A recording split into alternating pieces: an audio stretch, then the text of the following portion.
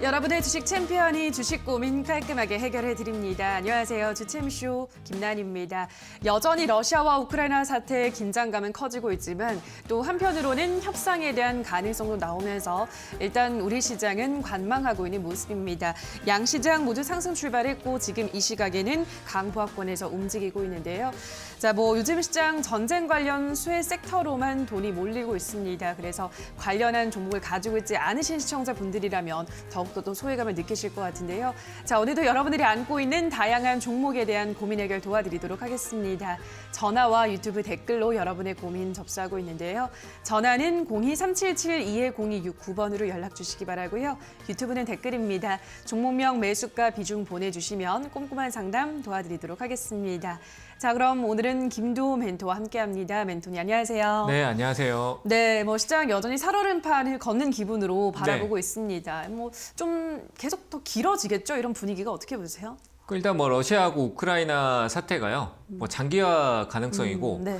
그러니까 전쟁성 얘기는 하고 있지만 전쟁이 일어난다는 건 분쟁 지역에 이제 우크라이나 소속에 있는 분쟁 지역이죠. 도네츠크, 루간스키 하면서 돈바스 지역이라고 하는 공간에서 이제 분쟁 지역에서 일어나는 전쟁을 가지고 우크라이나로 더 넘어오느냐. 이게 그쪽이 이제 아직까지 친러 쪽도 있고 우크라이나 쪽에 대한 정부 관할 지역도 있다 보니까 그쪽에서 일어나는 충돌이 이제 내용적으로 우리가 해석을 해보면 보복성입니다. 결국 이제 서방 국가나 미국이 보복 조치를 하고 러시아는 계속적인 에너지 쪽으로 관련된 부분에서 자기들이 이득이 볼 수 있는 쪽으로 계속 밀어붙이는 전략을 계속 가져가면서 서로가 이제 보복이 쌓이면서 가는 전쟁성으로 간다. 그러니까 이게 어느 군사적으로 충돌만 생기는 게 아니라 경제 쪽으로 보복 전쟁, 중국하고 좀 비슷한 그 흐름성을 좀 보일 수는 있겠지만 조금 다르죠. 이제 패권성의 어떤 무역 전쟁하고는 조금 내용성은 다르지만 제재적인 부분에서는 좀 비슷한 맥락을 가져간다. 그러니까 조금 장기화될 수 있다라고는 생각이 됩니다. 하지만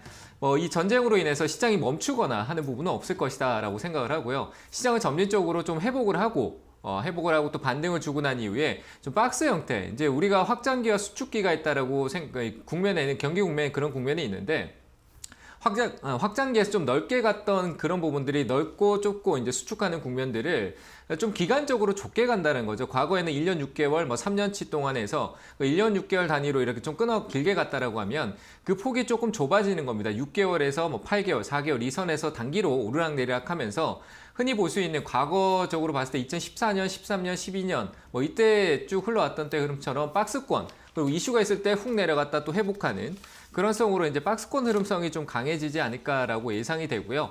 그런 흐름으로 될 거라고 저는 생각을 하고 대응을 준비를 하고 있습니다. 그런 쪽으로 맞추는 게 맞지 않나라고 생각이 되고요. 일단은 증시는 지금 달려들 필요가 없습니다. 지금 이 상황에서는 흔드는 흐름이고요. 흔들고 있어요. 우리 개인 투자자분들뿐만 아니라 많은 투자자들의 어떤 멘탈적인 부분들을 흔들고 있는 장세다라고 보는 게 맞습니다. 그래서 여기에 흔들릴 게 아니고요. 흔들리면 어떤 결과가 나오냐라고 하면 결국 싸게 파는 겁니다. 내가 샀는 가격, 매입했는 가격보다 비싼 가격, 좋은 가격에 파는 게 아니라 싸게 팔고 그러면 이제 다시 현금 생긴 걸로 사면 되지 하면 싸게 사겠죠.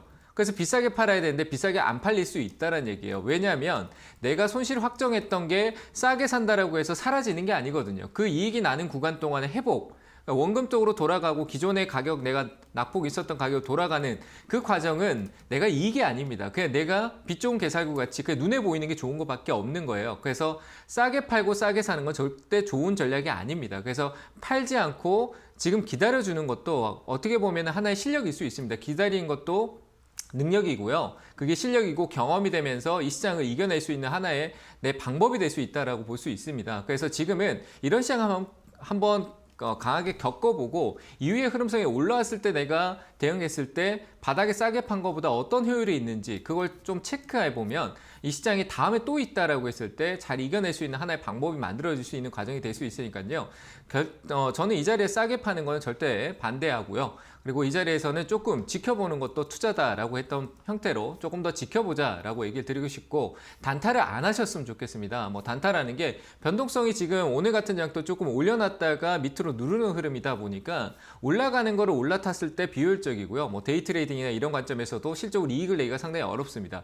왜냐하면 지금 시장은 조급한 우리 개인 투자자분들이 조급해져 있는 시장이다 멘탈을 갖고 있다 보니까 기대 수익이 좀 더 커지게 되거든요. 짧은 수익에 대한 이익성을 창출하기가 굉장히 힘들어요. 그래서 그런 부분에서 조금만 흔들려도 자꾸 또 매수 매도가 반복되는 흐름성이 강조가 되니까 단타 쪽보다는 조금 시장이 꺾여 내려간다라는 건 제가 앞서도 얘기 드렸지만 내성이 생긴다라고 얘기했습니다. 그러니까 내려가는 걸 담아서 반등 줄 때 파는 전략이 유효할 것 같다라고 보여지니까요. 뭐 지금 조선주다 이런 것들 올라가고 리오프닝 올라간다라고 해서 결코 따라가기보다는 분명히 눌림성이 있을 겁니다. 그런 눌림을 대응하는 쪽으로 좀 보면서 조금 천천히 좀 침착하게 시장을 대응하는 전략을 짜셨으면 좋겠고요. 시장은 내려온 만큼 다시 반등을 줄 거라고 저는 생각을 하고요. 충분히 뭐 현재 지수로 본다라면은 코스피 같은 경우도 아직까지 덜 올랐습니다. 제가 앞서 얘기 드렸지만 2,900선 정도까지 2,890포인트인데 거기까지는 반등 여력이 충분히 더 있다라고 판단이 되니까 뭐 내려가도 여기까지 돌아올 거라고 저는 생각을 해요. 그래서 내려가는 거에 흔들리지 말고 내려갔을 때 조금씩 분할 매수 관점 계속 유지하는 쪽으로 의견을 드려보도록 하겠습니다. 네, 지금 뭐 우리 시장은 이제부터는 박스권 대응이 필요한 것 같습니다. 일단 시장이 좀 흔들릴 수는 있어도 2,890포인트까지도 반등이 나올 수 있기 때문에 이 점을 기억하시면서 떨어질 때마다 분할 매수하는 전략은 유효하다 설명을 해드렸습니다. 참고하셔서 대응하시기 바라고요. 자, 그럼 지금부터 시청자분들의 고민 해결해 보도록 하겠습니다. 첫 번째 시청자분 연락해 볼게요. 시청자님 연결돼 있습니다. 안녕하세요. 안녕하세요. 네, 반갑습니다. 어떤 종목 고민이세요? PHC 네, 매수가랑 비중은요? 2,820원 10%. 2,820원에 10%.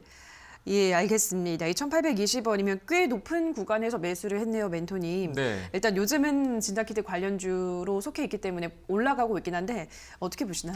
뭐 이건 끌고 가는 전략보다는 파는 게 맞겠죠. 어. 그래서 저는 2,800원이 좀 가격이 문제네요. 그죠? 네. 과거에 좀 높은 가격에서 매수하셨던 것 같은데 계속 들고 있다기보다는 지금은 끌고 간다라고 해서 답이 나오는 것 같진 않아요. 네. 아시겠죠?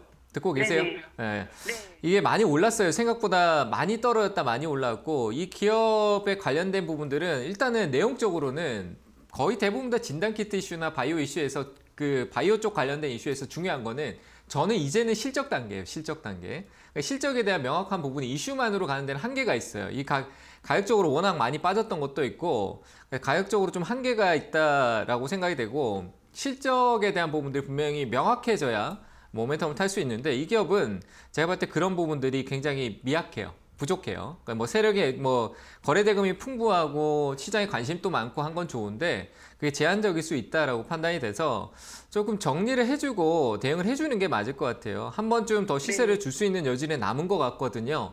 남아 있어요. 네. 왜냐하면 워낙 거래를 많이 터뜨리고 뺀 흔적보다는 유지한 흔적이 좀 아직까지는 남아 있다라고 판단이 되니까 워낙 강했었기 때문에. 저는 한 번쯤은 더 시세는 있을 것 같아요. 근데 줄이시는 게 맞을 것 같아요.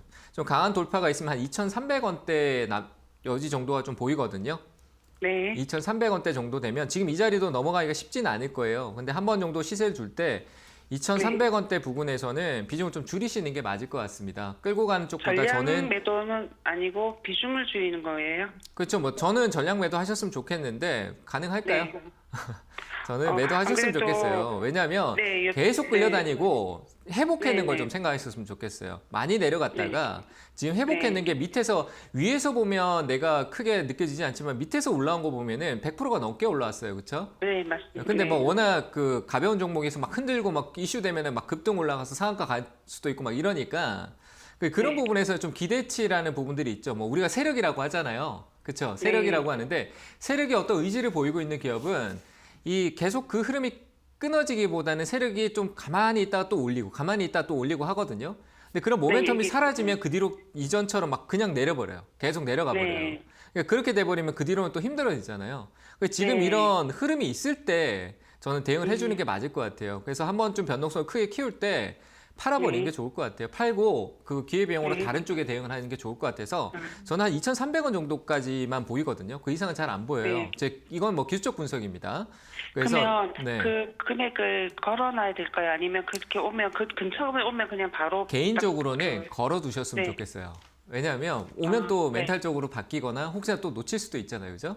그래서 저는 네네. 이 참고하셔가지고 결정이 되셨다라고 하면 매도하는 쪽으로 생각을 네네. 하시고 걸어두세요. 아시겠죠? 아, 네. 네, 잘 아니, 대응하시기 바랍니다. 걸어두는데 네. 여보세요? 네. 걸어주는데 만약에 그것보다 조금 더 못 올 수도 있잖아요. 그러면 빨리 분할 매도. 취소해서 그 내가 그런 네. 마음이 든다라고 하면 그 자리에 파셔도 돼요. 뭐 5%, 3% 이런 차이 크게 생각하지 마세요. 나중에 그 정도는 내가 주식 투자하면서 네, 네. 주식 잘 몰라도 벌 수 있는 거예요. 3%, 5% 네, 네. 가감이 잘라도 돼요. 내가 생각하는 것보다 좀 적게 올라왔다? 가감이 잘라도 돼요. 왜? 내 주식 인상이 끝나는 게 아니라 더 할 텐데 거기서 3%, 네. 5% 수익은 언제든지 나올 수 있거든요. 비중 10%에서. 네. 그러니까 가감이 그런 부분에 오고 마음이 딱 서서 더 올라올까 말까 고민이 되면 그냥 던져버리세요. 아시겠죠? 바로 던지는 거는 시장가로 던지면 되는 거죠? 저는 거의 그냥 거기 밑에 보이는 호가에 누군가 살려고 하는데 팔 것 같습니다. 네, 그렇게 의견 감사합니다. 드릴게요. 네, 감사합니다. 네. 네, 다음 전화 받아보도록 하죠. 시청자님 연결돼 있습니다. 안녕하세요. 안녕하세요. 네, 반갑습니다. 어떤 종목 고민이세요? 넥슨비트요. 이 매수가랑 비중은요? 1,550원에 30%요. 저기 종목 다시 한번 말씀해 주시겠어요? 넥스트 BT. 예, 네. 알겠습니다. 넥스트 BT 매수가는 1,550원의 비중 30%. 알겠습니다. 이것도 뭐 요즘 좀 부진하네요, 멘토님. 네. 어떤 전략이 필요할까요? 이것도 뭐 동일하죠. 뭐 시장 이슈를 잠깐 만들었다가 올라왔다 빠지고 뭐 건기식이다 뭐 여러 가지 내용만 만들었다가 뭐 테마로 이슈로 타고 올라오다 빠지는 건데 기업의 투명성이 좀 떨어져요. 그러니까 실적이 없어요, 실적이. 듣고 계세요? 네네네. 네, 실적이 없는 기업이에요. 그러니까 이슈가 되면은 그 이슈 될 때 번쩍했다가 또 내려와서 뭐 이 기업에 이슈가 없는 이상은 또 기어가다가 또 이슈 하나 만들어서 번쩍 올라오고. 그러니까 개인 투자들이 샀다가 들고 있으면은 세력이라고 표현할게요. 세력이 뭐 실적으로 개인들이 들고 있다가 쭉 내려와서 개인들이 지칠 때까지 있다가 또 이슈 하나 있으면 그 이슈 준비해가지고 또 각본을 써갖고 한번 또 올리고 이슈 만들어서 한번 올리고 뭐 그런 흐름이 강한 기업이라 작은 기업이에요. 그러니까 누군가의 그 세력에 의해서 왔다 갔다 할 수 있는 섹터다 보니까 기업이다 보니까 이 변동성이 죽었다 살아났다 막 그러거든요. 뭐 하루의 변동성도 좀 크기도 하고. 그래서 이거는 뭐 1,500원대 정도는 그냥 올라올 것 같아요. 올라오면은 계속적인 세력의 의지도 중요하지만 실적도 중요하잖아요. 그죠?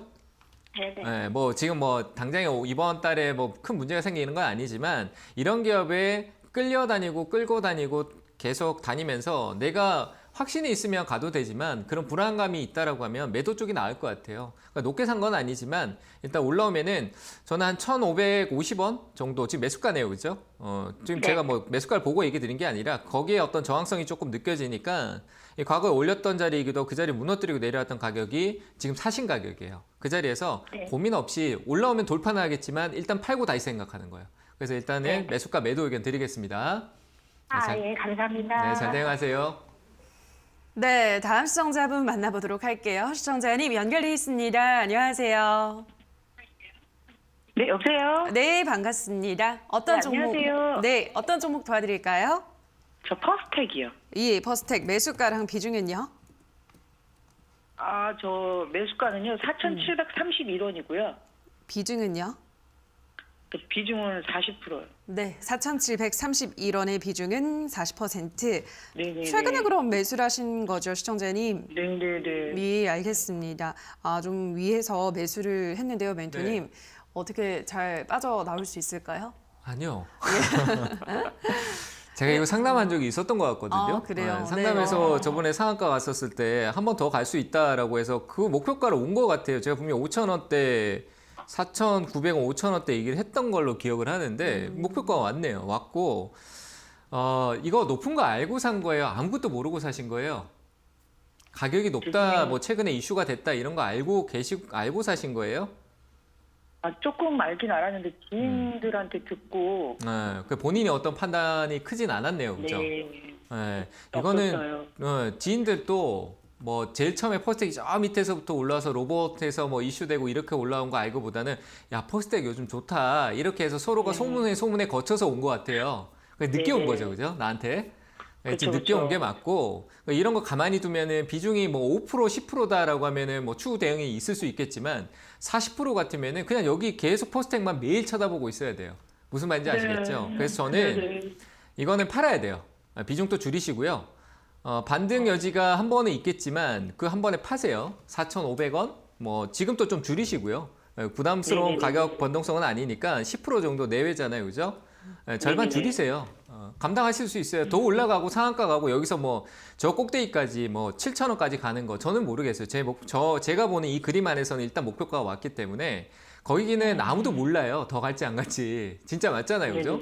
예. 그렇죠, 그렇죠. 그런 걸 가만히 또 많이 올라온 상황에서 지켜보는 거는 정말 제가 봤을 때는 이 비중의 크기에서 리스크를 안고 가는 거예요, 스스로가. 그냥 헤매는 길을 가는 거니까 지금 또 줄이셨으면 좋겠고요. 절반 정도 줄이시고 반등 시에도 이익보다는 한 4,600원, 500원대에서 그냥 팔고요. 이거는 본인의 어떤 의지와 투자 관점이 계속 이어갈 수 있는 투자가 아니기 때문에 강력하게 매도 신호 드리겠습니다. 아시겠죠? 아, 그러면 제 가격까지는 못 오겠네요. 제가 모르겠어요. 솔직히 시장이 여기서 꺾이면 내려가고 올라오면 지금까지 또 반등 주고 하면 계속 못 파실 거예요. 제가 판단하기에는 시장이 한번 꺾이면 얘가 내려갈 경우에 내려가고 나는데 그 반등이 4,700원, 600원까지 올지를 확인할 수가 없어요. 이거는 제 반등은 현재가 정도가 되면 계속 못 파실 거예요.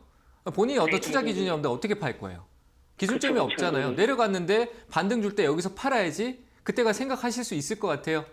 못 할 거예요, 분명히. 그러니까 또 계속 끌려간다니까. 계속 포스텍만 바라보고 비중 40% 이거 어떡하지 하면서 1년, 2년 가다가 2,500원 가면은 질문도 안 해요, 이제. 그냥 내버려두고 그냥 내 삶을 그냥 따르고 살아요. 그렇게 되는 거예요. 이해되셨죠? 네, 그런 네, 과정에 알겠습니다. 있을 수 있는 거 가져가지 말라는 얘기입니다. 그래서 잘 매도하시길 네, 네. 바랍니다. 네, 알겠습니다. 네. 감사합니다. 네, 다음 시청자분 만나볼게요. 시청자님 연결돼 있습니다. 안녕하세요. 예, 안녕하세요. 네, 반갑습니다. 어떤 종목 고민이세요? 아즈텍 WB요. 네, 아즈텍 WB 매수가랑 비중은요?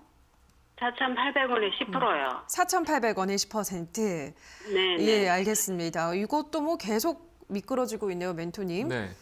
어떻게 보시나요? 넥스트 BT하고 다를 게 없어요. 어. 저는 회사 내용 같은 거 신경 안 써요, 이런 건. 그래요? 왜 신경 쓸 필요가 없는 거 시가총액이 뭐 고가까지 가도 1,000억대고 네. 지금 내려왔는데 뭐 올라가는 거 반납했는데도 시가총액 600억대 뭐 실적은 뭐 도대체 어떤 흐름에서 나오는 건지 모르고 이슈만 되고 올라갔다 내려왔는 거 이런 거 계속 끌려다녀요, 계속. 그러니까 제가 얘기하는 게 지금 화면 보고 계세요? 네. 지금 퍼스텍 앞에 내용 들으셨죠? 네, 네. 보시면은 이거 지금 잠깐만요. 화면이 바뀌어 버렸는데 다시 볼게요. 자, 이렇게 보면 아까 전에 퍼스텍을 제가 보도한 거 굉장히 비슷해요. 안 그래요? 그죠? 네, 화면을 보셨다라면 이해가 되실 텐데 굉장히 비슷한데 그 뒤로 떨어지고 난 뒤에 이런 기업들이 어떻게 되냐면 그냥 이렇게 계속 지금 흘러내리고 있잖아요. 시장 장세도 안 좋으니까 올라서지도 못하고 이슈도 못 붙이고 계속 흘러내리는 거예요. 흘러내리는 동안 누가 힘드냐라고 하면 세력이 힘든 게 아니라 개인이 힘든 거예요. 보유하고 있는 사람만 힘든 거예요. 힘드시죠, 그죠? 네. 예, 예. 그러니까 이런 게 고민하지 말고 한번 이 많이 내려왔기 때문에 개인이 지치고 지친 지금 이 상황에서 결국 흔들리고 있으니까 그러면 매도가 계속 나올 거예요. 그럼 세력은 그걸 사서 우리가 매집이 됐으니까 한번 올리자라고 하면서 신호 주면서 땅 올라올 거란 말이죠. 그럼 한 4,000원 정도 올 거예요. 그럼 어떻게 해야 돼요? 내 매수가까지 기다려야 되나? 아니죠. 비중을 또 줄여야 되겠죠. 한 4,000원대 정도, 한 3,000원 후반대 4,000원 정도 올 수 있으니까요. 한번 반등은 있을 거예요. 이런 기업은 그냥 죽이진 않아요.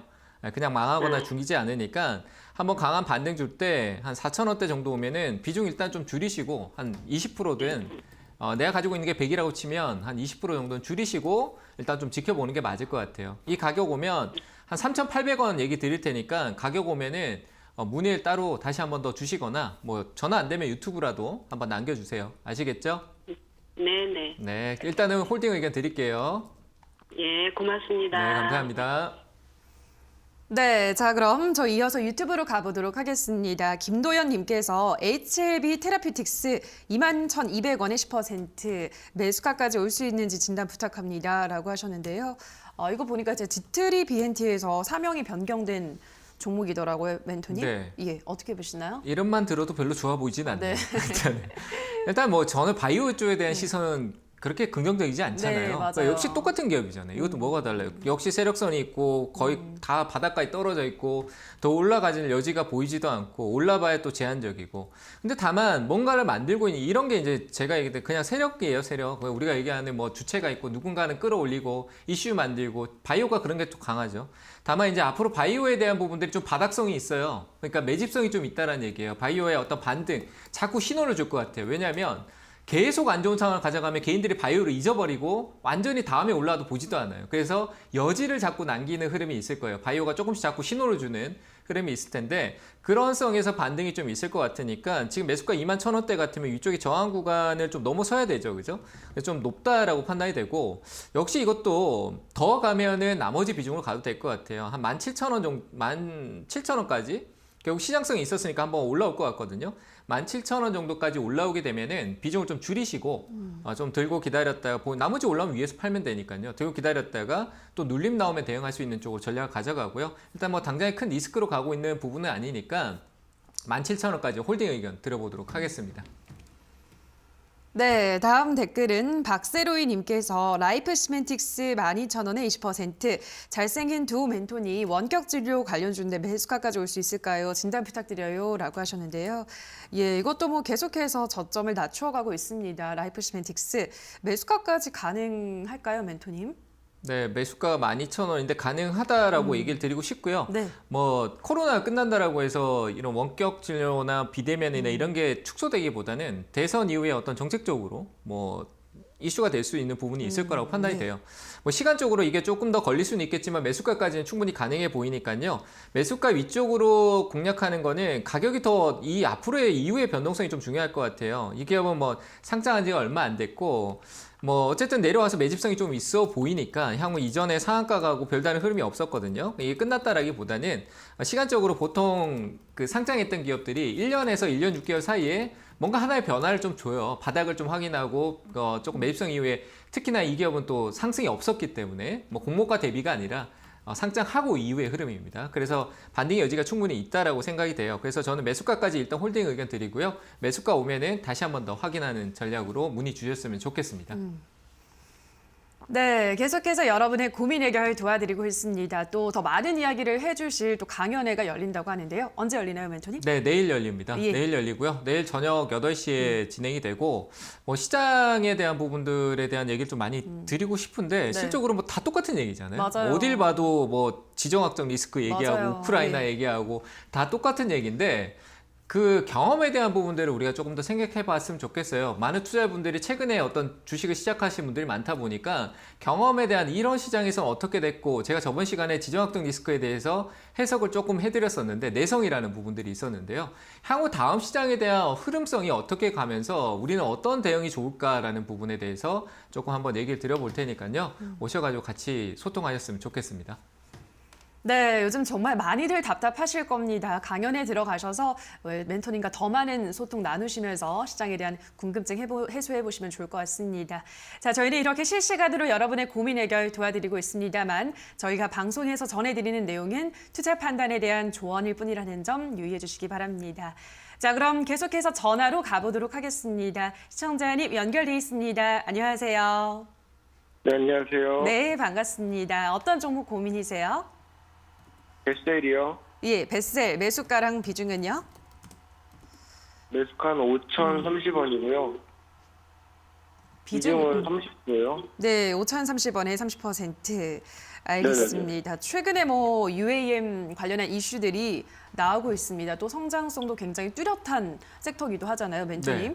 우리 시청자님 수익 볼 수 있을까요? 네, 이거는 조금 기회일 것 같아요. 네. 지금의 이슈가 받았으니까 안 좋은 맞아요. 장세에서 이슈를 받았으니까 조금 기회가 될 수 있을 네. 것 같아서 한번 좀 기다려보는 거 괜찮을 것 같아요. 뭐 기업성 장기적으로 가면 안 돼요. 장기적으로 가는 게 아니라 이거 들고 계셨다가 한 거예요? 아니면 최근에 사신 건가요? 최근에 샀어요. 네, 최근에 샀어요. 뭐 이슈가 돼서 올라온 건 좋은데 지금 또 움직이고 있네요. 한 번 더 칠 것 같고 위로 올라올 수 있다라고 판단이 되는데 끌고 가면 안 돼요. 아시겠죠? 장기가 아니라 이슈가 되어줬기 때문에 살아있어요. 시장이 꺾어 눌러도 단기간에 시장이 좀 괜찮다, 양호해진다라고 하면 올라갈 가능 여지가 한 번 더 슈팅이 나올 여지가 있거든요. 최근에 어떤 흐름성이 좋아서 얘기를 드리는 거고요. 상한가 올라올 때는 힘이 없었고 그게 뭐 정지 상태에서 풀리면서 올라왔던 반등이기 때문에 거래를 줄 이유가 없거든요. 가볍거든요. 근데 그 위쪽에서는 좀 거래가 많이 나왔었고 추가적인 상승 여력도 있을 거라고 봅니다. 위에서 어느 정도 물량을 많이 실렸다라고 보여지니까 역시 해소되는 과정을 거치고 5,500원까지는 반등이 있을 것 같아요. 아시겠죠? 그러니까 5,500원 목표가 드릴 테니까 5,500원에 매도하시면 될 것 같아요. 아시겠죠? 네, 근데 네, 내일 드론쇼 있다고 해가지고. 네, 뭐 그것도 관련성이 있는 거고요. 뭐 도심항공 모빌리티 해갖고 뭐 택시 얘기하잖아요, 그죠? 한강에 떠가지고 저기 어디 뭐까지 간다라고 하고도 뭐 하잖아요. 그런 내용 자체가 도심항공 모빌리티 쪽 관련된 모멘텀이나 다양한 내용, 드론쇼라든지 이런 내용을 통해서 시장 이슈가 될 수 있는 재료가 있는 거잖아요, 그죠? 그래서 그런 반등 여지가 있을 수 있으니까 그런 이슈가 반영될 때 어떻게 해야 돼요? 시장에 관심이 커지니까 나는 거기에 팔아야겠죠. 그래서 5,500원 목표가 드립니다. 잘 대응하세요. 네, 감사합니다. 네, 감사합니다. 네, 다음 전화 받아보도록 하죠. 시청자님 연결돼 있습니다. 안녕하세요. 안녕하세요. 네, 반갑습니다. 어떤 종목 고민이세요? 동학이요. 예, 동아기업 매수가랑 비중은요? 71,000원에 20%. 71,000원에 20%. 예, 네. 알겠습니다. 동아기업 71,000원이면 괜찮을까요, 멘토님? 많이 올랐네요, 이것도. 네. 많이 올랐는데 71,000원 같으면 지금 매수가가 얼마 안 되니까 맞아요. 뭐 괜찮을 것 같아요. 시장 반등 주면은 좀 짧게 봐야 될 것 같은데 좀 길게 가지 말고요. 그리고 예. 비중을 좀 줄이는 게 어떨까요? 이거 너무 많이 올랐다 보니까 진짜 많이 올랐네요. 진짜 많이 코로나 이후에 진짜 많이 올랐거든요. 예. 네, 듣고 계시죠? 그러니까 잘 모르시잖아요, 그죠? 이게 많이 올랐는지 어떤지 모르고 어떻게 보면은 예. 지금 들고 계신 것 같아서 저는 이거 가져가는 게 그래 좋지 않아 보여요. 아시겠죠? 예. 알고 예. 가져가면 괜찮지만 모르고 가져가면 힘들어요. 누가 옆에서 사라고 했는지 모르겠지만 모르고 이렇게 가져가면은 좀 힘들어질 수 있으니까 비중 또 예. 줄이세요. 반틈 줄이고 비중 지금 가지고 있는 거 있죠? 예. 절반만 들고 계시고 목표가는 한 75,000원 드릴 테니까 75,000원이요. 네. 들으셨죠? 75,000원에 걸어 두시고 매도하세요. 감사합니다. 네, 감사합니다. 네, 다음 전화 받아보도록 하겠습니다. 시청자님 연결돼 있습니다. 안녕하세요. 예, 안녕하세요. 네, 반갑습니다. 어떤 종목 고민이세요? 예, 화성산업이요. 예, 화성산업 매수가랑 비중은요? 19,000원에 이 비중이 20%요. 19,000원에 20%. 예, 지금 그러면 수익을 보고 있네요, 시청자님. 예, 어떻게 더 이제 또 이걸 매도해야지 더 가지고 있어야 할지. 네, 알겠습니다. 궁금하다. 예, 예, 경영권 분쟁 이슈 덕분인지 주가 엄청 급등하고 있네요, 멘토님. 네. 예, 지난해부터 급등하고 있습니다. 어떻게 해볼까요? 네, 더 갈 수 있지 않을까라는 생각도 드는데. 더요? 네, 그 입절가만 좀 잡았으면 좋겠어요. 좀 네. 떨어지면 팔아야 되고 오르면 분할 매도가 어떨까요? 뭐 확실치 않잖아요, 그죠? 항상 이런 이슈가 예. 붙어서 가게 되면은 항상 그 정점은 우리가 정확하게 알 수는 없는데 내려올 땐 또 가파르게 내려와요. 순식간에 내려와 버리거든요. 우리가 그렇잖아요. 기대감으로 가다가 결과가 나오면 확 틀어져 버리잖아요. 그죠? 지금 또 우리 우크라이나도 똑같아요. 뭐 기대감, 그런 악재에 대한 불확실성은 계속 이어지는데 뭔가 아직 끝나지 않은 길을 가고 있다 보니까 거기에 계속 우리가 촘촘히 따라가고 있는데 뭔가 결과가 해소되고 나면 이게 뭔가 풀렸구나, 해소가 됐다. 그 다음 전개로 또 넘어갈 거 아니에요. 똑같은 거예요. 예. 그게 언제 끝나고 언제 풀릴지 모르니까 나는 이런 이슈가 되고 올라가는 과정에서 조금씩 팔아주는 게 맞을 것 같아요. 지금 매수가도 올라오는 과정에서 어떻게 매수가 된 관점으로 보여지니까 저는 이런 기회를 줄 때, 오늘 시세도 많이 나왔잖아요. 이런 기회를 줄 때 조금씩 파세요. 5%씩 4번 나누면은 금방 다 팔릴 것 같고 더 올라가는데 팔 수 있을 것 같아서 일단은 저는 오늘 5% 이익 실현하고 나머지는 조금 더 오르면은 또 25,500원 이런 자리에서 또 한 10% 이내 정도를 더 매도하는 쪽으로 가져가면서 한 4번 정도 나눠서 파시고, 그렇다고 떨어진 것도 가만히 있으면 안 되잖아요. 그죠? 이런 M&A 경영권 분쟁에 대한 부분들의 이슈는 한번 타면은 계속 그냥 가야 돼요. 조정이라는 걸 두면 안 돼요. 무슨 말인지 아시겠죠? 그러니까 꺾이면은 파는 게 맞아요. 그 익절가도 제가 판단할 때 한 21,500원 정도 밑으로 떨어지면은 떨어져도 파는 전략이 좋을 것 같아요. 이해되셨나요? 떨어지는 것도 들고 있지 말고 팔아주는 거예요. 얘가 꺾고 올렸는데 왜 다시 내려가요? 이 이슈를 계속 타고 올라가 버려야지. 이 이슈는 한 번에 가야 돼요. 한 번에 가야 되니까 꺾이는 걸 그냥 두지 마세요. 익절가라고 해서 떨어질 때도 파는 가격을 저는 21,500원 제시해 드릴 테니까 그거 이탈할 때도 매도 관점 가져가시면 좋을 것 같습니다. 이해되셨죠? 감사합니다. 네, 잘 대응하시길 바랍니다. 네, 다음 전화 받아보도록 하겠습니다. 시청자님 연결돼 있습니다. 안녕하세요. 여보세요? 예, 안녕하세요. 예, 반갑습니다. 어떤 종목 고민이세요? 다날요. 예, 다날 매수가랑 비중은요? 1250원이 비중은요? 10%요. 1,250원이요? 아, 12,550원. 아, 12,500원. 12,050원.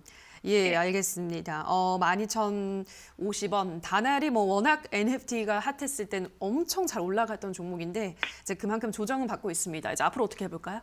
네, 일단 뭐 메타버스나 NFT는 저는 긍정적이에요. 솔직히 예. 말씀드리면 게임주가 지금 이 상황에서 긍정적이다라고 하면 좀 이르잖아요. 네. 근데 좀 멀리 보면 저는 굉장히 긍정적이에요. 저는 맞아요. 굉장히 좋게 봐요. 저는 이런 생각이죠. 코인이 떨어지면은 매수의 기회다라고 생각을 하거든요. 비트코인은. 네. 네, 지금 좀 더 떨어지면 솔직히 매수의 기회예요. 다시 한 번 더 좋은 국면을 한번 맞이할 시기가 분명히 있다고 생각하는데 지금 당장은 아닌 거죠. 뭐 당장은 아닌 거지만 그런 때가 올 거라고 생각해요. 그래서 언급이 조금 조심스러운데 다날이란 기업 자체의 어떤 내용성으로 봤었을 때는 저는 괜찮아 보여요. 그래서 일단은 뭐 비중이 크지 않은 상황에 12,000원도 그 꼭대기도 아니고 하니까 더 내려가야 이제 이거는 뭐 주가의 변동성은 다날 같은 경우는 어떤 주체의 또 개입성이 저는 있다라고 생각이 됩니다만 이 변동성 자체는 우리가 어떻게 할 수 있는 건 아니에요. 주가가 오르고 내리고 하는 거는 그죠?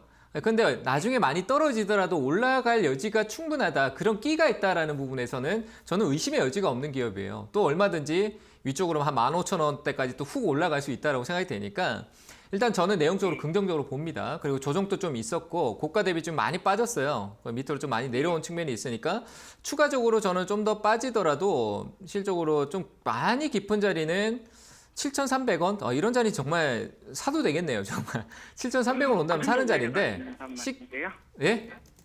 그 정도로 내려간단 말씀이세요? 내려갈 수도 있어요. 뭐 주가라는 게 내려갈 수도 있죠. 시장이 지금 최근까지 내려온 것도 보세요. 얼마나 많이 내려왔어. 내가 산 가격이 그렇게 많이 크게 안 느껴지지만 이 기업 19,000원에서 내려온 거예요. 저 밑에까지 못 간다고 생각하지만 저 밑에 가면 기회라고 생각해야 되죠. 갈 수도 있어요. 그래서 저는 갈 수 있는 비중을 더 가능성. 늘려도 되는 겁니까? 그렇죠. 저는 가능성만 얘기 드린 거예요. 근데 그 전에 올라올 수도 있잖아요. 제 얘기 끝까지 한번 들어보세요. 올라올 수도 있으니까 올라오게 되면 저는 한 12,500원 정도까지 반등 여지가 있어 보이거든요. 12,500원이에요. 아시겠죠? 그러니까 내용적으로 좋으니까 언제 이슈가 나올지 몰라요. 그래서 12,500원 정도에 이익이 그렇게 크지 않다라고 생각되지만 그만큼 내가 매수 자체를 내려온 사이 지금 현재 주가 내려가 있는 폭에서 조금 위에 위치했으니까 그런 거예요. 그래서 저는 12,500원 일단 목표가 제시해 드릴 테니까 그 가격 오면 일단은 파는 전략 가져가시고요. 내려가는 쪽은 저는 뭐 실적으로 지금 이걸 손절하는 쪽보다는 비중이 10%니까 아래에서 추가적인 전략으로 다날은 다시 반등 여지가 있어 보여서 가격 조정에 대응할 수 있을 것 같아요. 그러니까 내려간다라면 다시 문의해 주시고요. 일단 목표가만 12,500원 제시해 드릴게요. 이해되셨죠? 예. 12,500원 잘 감사합니다. 파세요. 네, 감사합니다. 네, 다음 전화 받아보도록 하죠. 시청자님 연결돼 있습니다. 안녕하세요. 여보세요? 여보세요? 예, 반갑습니다. 시청자님. 아, 네, 안녕하세요. 네, 어떤 종목 도와드릴까요? 네, 나노 CMS요. 네. 65,000원에 12%. 네, 나노 CMS 65,000원에 12%. 알겠습니다. 이거는 진짜 뭐 엄청 급등을 했던 종목이죠. 지난 한 해 동안. 이게 뭐 그때 뭐 코로나 박멸 뭐 관련한 이슈가 있었죠. 네. 멘토님. 지금 어떻게 해볼까요? 이게 뭐 실적으로 뭐 UV를 뭐 저거에서 LED 싸서 뭐 한다 그죠. 뭐 이게 조명을 된다라는 쏘면은, 부분은 네. 솔직히 될 수 있는 내용은 맞죠. 네. 근데 그게 어떻게 쓰이느냐의 문제인 것 같은데 꼭 그것만으로 이렇게 오는 건 아닌 것 네. 같고 어쨌든 이 기업은 저는 별로 투자하고 싶지 않네요. 흐름이 너무 지저분하고 개인 투자분들이 대응하기가 너무 어려워 보이고요. 저도 어려워 보입니다. 이 기업은 싸게 샀다 안 샀다라는 관점을 좀 버리시고 늦었어요. 이미 이슈는 작년에 한창 있었는데 뭐 솔직히 개인 투자분들도 올라가는 거 안 사면 따라 사기 힘든 기업이다라고 생각이 되고 이거는 반등 주면 파세요. 듣고 계세요? 네, 어느 정도에서? 저는 뭐 길게도 안 볼 것 같아요. 한 6만 원대. 한 6만 원 정도에서 그냥 매도 의견 드릴게요. 저는 지치실 것 같아요. 왜냐하면 뭔가 상장한 지 이 모멘텀의 이제 시작 단계는 시장에서 어떤 이슈적인 부분은 얼마 안 됐지만 이게 침체기로 좀 갈 수도 있을 것 같아요. 그 과정에 한번 대형 시세를 한번 줬기 때문에 한 1년이나 뭐 조금 더 길게 조정을 끌고 갈 수도 있지 않을까. 라고 생각이 들어서 내려가면서 한 번씩 슈팅을 주겠지만 그 과정이 계속 끌려갈 때는 별로 좋지 않을 것 같아요. 그래서 저는 6만 원대 좀 과감하게 좀 잘라내는, 비중이 크지 않으니까 좀 잘라내는 전략으로 의견 드릴게요. 아시겠죠? 네, 감사합니다. 네, 잘 대응하세요. 네, 다음 전화 가보도록 하겠습니다. 시청자님 연결돼 있습니다. 안녕하세요. 아, 네, 안녕하세요. 네, 반갑습니다. 어떤 종목 도와드릴까요? 아, 서울 옥션이고요. 예. 비중은 한 80% 정도 되거든요. 매수가는요? 네? 매수가는요? 아, 3만 원이요. 아, 3만 원에 30%. 아, 80%. 네, 80이요. 예, 알겠습니다. 비중을 많이 담으셨네요, 시청자님. 네네. 제가 그 5년 전부터 갖고 있었다가 5년 전에는 2만 원으로 갖고 있다가 요번에 팔고 네. 중간에 다시 저점에서 잡은 게 3만 원이었거든요. 아, 알겠습니다. 그때는 수익을 보고 파신 거죠? 네네. 예, 알겠습니다. 이제 다시 3만 원은 저점이라 판단하고 들어가셨는데 일단 그 판단은 일단은 틀린 것으로 지금 판명이 제 나오고 표정으로 읽으신 거예요? 네. 근데 아, 뭐 이건, 네. 이것도 뭐 다날이랑 비슷하잖아요, 그죠? 그렇죠. 뭐 NFT로 NFT 핫했던. 쪽 관련된 네. 부분이니까 그 뭐 경매 쪽이잖아요. 예. 근데 이거는 싼 게 절대 아니에요. 분명한 건 절대 싼 게 아니죠. 그래요? 이거 신고가 영역이 3만 원이면 신고가죠. 신고가. 신고가 분명히 제가 봤을 때 더 위에서 사셨을 것 같은데 아닌가요? 더 늘리신 거 아니에요? 사고? 그 늘리지는 않았어요. 3만 원으로. 네. 3만 원이면 수익이 없었던 것도 아니고 있었다가 내려온 것 같기도 하고 뭐 어렵네요. 네네. 그죠? 근데 네네. 이게 뭐냐라고 하면 그냥 그 재료 이슈는 좋은데 과거에 어떤 내가 잘된 기업이 다음에도 잘 된다라는 뭔가 약간 신기 같은 뭐 그런 게 좀 있거든요. 뭐 아 이 종목이 나하고 잘 맞아 뭐 이런 생각도 있고 내가 과거에 어떤 이익이 냈던 기업은 계속 머릿속에 남아요. 그리고 내가 네네. 손해를 봤던 기업도 머릿속에 남기도 하고요. 계속 그 네네. 종목이 내가 한번 알게 된 기업은 계속 머릿속에 남고 뭔가 내가 뭘 해야 되는데 보이지 않으면 자꾸 찾게 되는데 이거는 그 종목을 보는 분석에 대한 문제일 수도 있어요. 내가 주식을 좀 잘한다라고 하고 좀 공부했다라고 생각을 제가 조심스럽게 생각을 해보는데 했다라고 했었을 때 그런 부분들이 아직 준비가 덜 된 것 같아요. 뭐 좋은 기업을 선택하고 했었을 때 서울옥션은 끊임없이 올랐어요. 2020년도 때부터 해서 올랐던 초입 구간은 작년 3월 달이었는데 이때부터 어떤 이슈 경매, 미술 옥션, 뭐 삼성 뭐 얘기 나오고 그다음에 NFT 경매 얘기하면서 2차 상승 또 가져가서 이거 엄청나게 많이 오른 거예요. 밑에서 네네. 우리가 생각할 수 없는 가격 정도까지 많이 올랐다고 보는 게 맞고 역시 위쪽에서 우리가 흔히 얘기하는 저는 이런 거 별로 신경 안 씁니다만 그래도 인지할 수밖에 없는 쌍고점이라고 하는 부분이 있어서 분명히 이 가격까지 돌아왔다가 바닥을 만들 거예요. 지금 현재 왔고요. 밑에서 이제 흔든다라고 표현하는 흔들기가 이렇게 생길 거고 그리고 반등을 한번 줄 거예요. 그러면은 네. 고민 하나도 하지 마시고 여기서 다시 저 꼭대기 갈 거 생각도 하지 마시고요. 일단은 파는 게 맞습니다. 내가 샀던 가격이 저번에 2만 원대 밑에 저 밑이었으면 그때 가격으로 생각을 하고 더 싸게 살려고 해야 되지 높게 보지 마시고요. 저는 한 2만 7천 원, 8천 원대 정도까지 회복하는 흐름이 한번 천천히 동글동글하게 올라올 것 같은 흐름이긴 합니다만 정확할 수는 없고요. 일단은 올라올 수 있는 가격대가 2만 8천 원이에요. 제가 보기엔 그 가격에서 비중 줄이시고 더 늘리고 이런 건 없어요. 80%인데 어떻게 늘려요, 그죠? 그래서 네네. 줄이시고 줄여놔야 다음 전략이 있으니까 과감히 거의 전략 매도도 좋고요. 한 7, 80% 정도는 확실하게 매도 쪽으로 가셨으면 좋겠다라고 혹시 의견을 드리고요. 지금 한 50%를 줄이는 거는 너무 떨어졌기 때문에 그렇죠. 안 너무 손해죠. 오는 거죠? 기술적 반등을 좀 기다려서 한 2만 4천 원대 정도에서 하시는 게 좋을 것 같아요. 아, 2만 조금 4천 반등할 원대는 때. 반 정도 그렇죠. 반 좀 정도 반등할 때. 팔고 제가 네, 그렇게 나머지는- 세세하게 전략을 짜드리고 싶어도 이 시간이 너무 부족해요. 반등할 때 네네. 조금씩 줄이는 게 좋은 거 맞아요. 절대 그 손해를 아까워하지 마세요. 조금씩 줄이는 네네네. 거는 크지 않아요. 조금씩 줄이면 나중에 조금씩 다시 이익 내면 되니까 올라갈 때 조금씩 줄여내세요. 아시겠죠? 네, 잘 대응하시길 알겠습니다. 바랍니다. 네, 다음 전화 가보도록 할게요. 시청자님 연결돼 있습니다. 안녕하세요. 안녕하세요. 네, 반갑습니다. 어떤 종목 고민이세요? 대상홀딩스 예, 대상홀딩스 매수가랑 비중은요? 매수가는 12,300원에 20%예요. 예, 12,300원에 20%.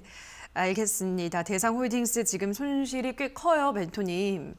어떻게 생각하시나요? 근데 뭐 어떤 이슈 터졌나요? 갑자기 막 많이 움직이네.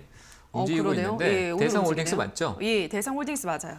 일단 뭐 저는 이거 파는 쪽은 아직 아니고요. 12,000원 정도 많이 떨어졌다라고도 하지만 긴 호흡으로 봤을 때는 큰 문제는 없을 것 같아요. 다만 뭐 거래가 뭐 활발하고 시장에 관심을 듬뿍 받는 기업이 아니다 보니까 소외가 뭐 시장이 안 좋을 때는 소외성으로 조금씩 계속 떨어지고 시장이 좋을 때는 조금씩 올라가고 이런 게 좀 강하거든요. 무슨 말인지 이해되시죠? 그러니까 천천히 올라갈 성도 있고 하니까 지금 내려올 만큼 좀 내려왔어요. 위쪽에서부터 고가 대비해서 좀 많이 빠지는 흐름이니까 뭐 그건 좀 많이 빠졌네요. 좀 반등이 있을 것 같으니까 홀딩 하세요. 홀딩 하시고 더 늘리지 말고요. 올라오면 역시 똑같아요. 더 넘어갈지 안 넘어갈지 알 수 없고 이 기업은 거기서 어떤 정말 강력한 시장 이슈가 나와야 돌파가 있을 것 같다라는 생각이 들거든요. 근데 그런 이슈가 보이지 않으니까 가격적으로는 이거는 가치성으로 가야 돼요. 가치적으로 전혀 훼손되고 위험 리스크가 크지 않기 때문에 저는 마이너스 지금 현재 내 계좌에 마이너스 있다라고 해서 손절하는 게 아니라 이 가치를 믿고 좀 더 기다려주는 전략, 뭐 시간을 좀 투자하는 전략으로 의견을 드리고요. 그래서 올라올 때 파는 거예요. 그래서 12,000원까지 홀딩 드릴 테니까 오면 다시 문의 주세요. 아시겠죠? 네, 감사합니다. 네, 자 그럼 계속해서 유튜브로 가보도록 하겠습니다.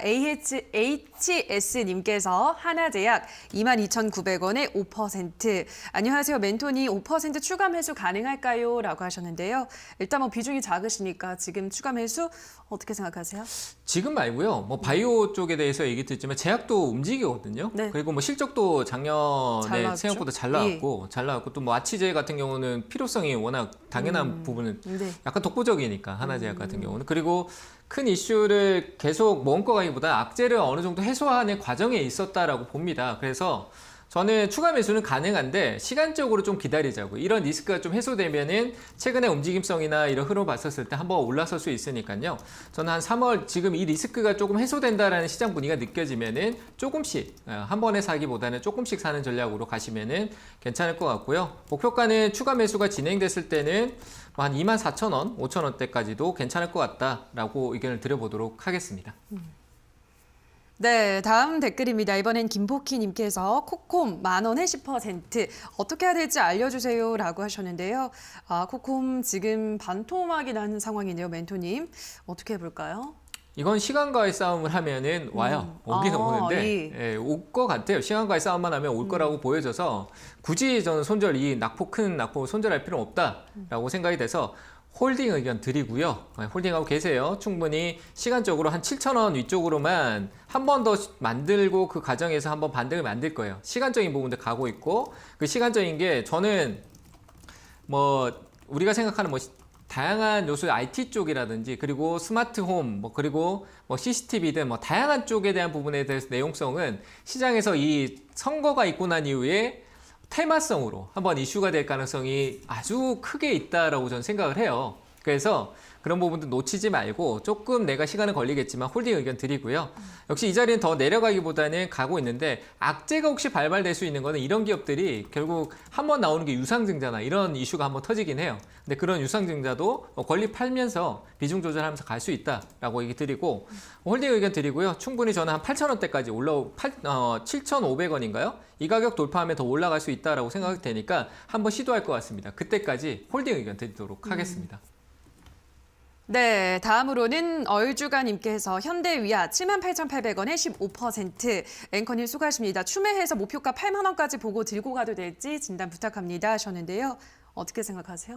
적금이요. 적립식이고요. 예. 자동차는 제가 절대 손절 얘기를 안 하겠죠. 당연히. 맞아요. 예. 예, 홀딩이고 저는 이거는 시간과의 싸움이 아니라 투자의 연속이다라고 봅니다. 그래서 적립식 투자를 계속 얘기 드리는 게 시간적인 투자가 아니라 산업을 보고 가는 거예요. 자동차의 산업에 대한 분위기 그리고 앞으로에 대한 기대 이런 것들 전쟁 리스크 금리 인상 모든 걸 다 소화하고 결국은 많은 전기차들이 시장에 깔릴 거다라고 보고 가셨으면 좋겠고요. 그래서 저는 그런 기대치에서 지금 생각하는 관점으로 가셨으면 좋겠다. 8만 원까지 밑으로 내려가는 걸 조금씩 아주 조금씩 적립식으로 더 추가적으로 가도 괜찮다라고 얘기드리고 생각하신 대로 가져가시길 바랍니다. 네, 자 여기까지 오늘도 정말 많은 분들의 상담 도와드렸습니다. 오늘도 한 분 한 분 꼼꼼한 상담 도와주신 멘토님과 먼저 인사를 나누도록 하겠습니다. 멘토님 고맙습니다. 네, 감사합니다.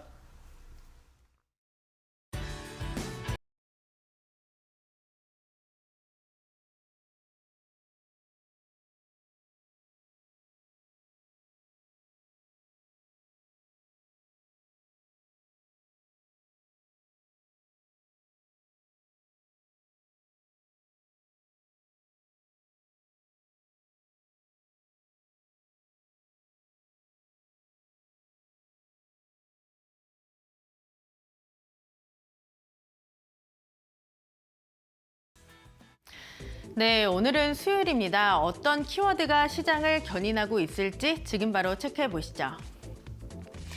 네, 오늘 조선주들 뱃고동 울리면서 순항하고 있습니다. 지정학적인 리스크를 잘 활용하고 있는 그런 섹터인데요.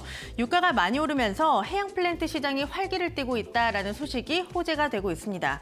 또 유럽 국가들이 LNG 수입 비중을 확대할 가능성까지 점쳐지면서 이 관련 설비 발주가 늘어날 것이다라는 가능성 나오고 있는데요. 이에 따라 관련주들 오늘장 강한 탄력 나타나고 있습니다. 함께 확인해 보시죠.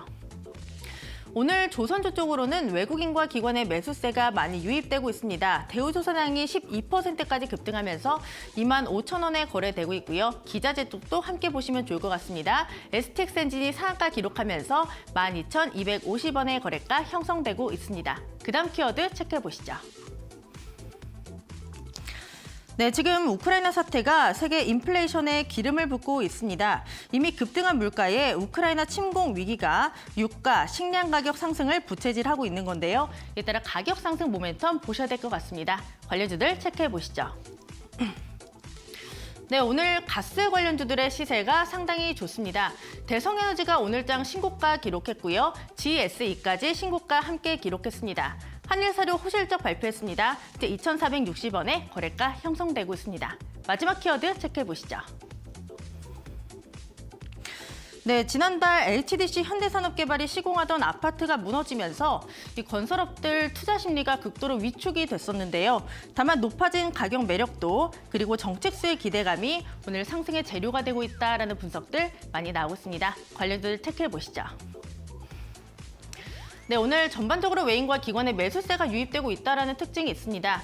대우건설 외국인이 2거래일째, 기관이 6거래일째 담아가고 있고요. 5,990원에 거래가 형성되는 가운데 GS건설도 2%의 상승 탄력 보여주면서 41,550원에 거래가 형성되고 있습니다. 시장 분위기도 체크해 보시죠. 네, 오늘 다행스럽게도 이렇게 미국 증시와 커플링되진 않았지만 이 장 초반 대비하면 좀 아쉬운 움직임이 포착이 되고 있습니다. 오늘 수급에서도 공백이 크게 발생하고 있고요. 선물 시장에서 외국인의 매도세도 강하다라는 특징이 있습니다. 시가총액 대형주들이 지금 상승 탄력이 많이 둔화되면서 하락 전환했다라는 점도 보셔야 될 것 같은데요. 코스피는 보합권까지 내려와 있습니다. 2,710선에서 거래되고 있고요.